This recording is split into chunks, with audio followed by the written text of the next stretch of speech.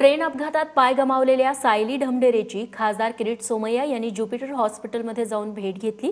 यावेळी सायलीच्या उपचाराचा खर्च उचलण्याची जबाबदारी किरीट सोमय्या यांनी घेतली आहे। मूळ जुन्नरची असलेली सायली ढमढेरे मुंबईत परीक्षेसाठी आलेली होती।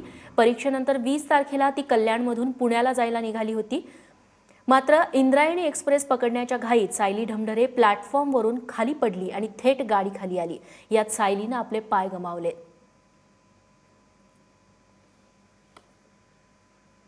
मी एक गोष्ट सांगतो, सायली अपंग नाही आहे आणि आपल्याला विनंती करतो की सगळ्यात पहिलं महत्वाची गोष्ट आहे, तिला अपंग मनाने होऊ देऊ नका।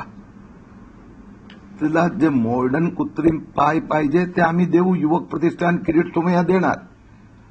जे ट्रीटमेंट संबंधी जे आहे ते हॉस्पिटल करतायत, आपण सगळे मिळून करू। पण ती आज स्वतःच्या पायावर उभी राहायला तयार आहेत, त्यासाठी सगळी मदत करू।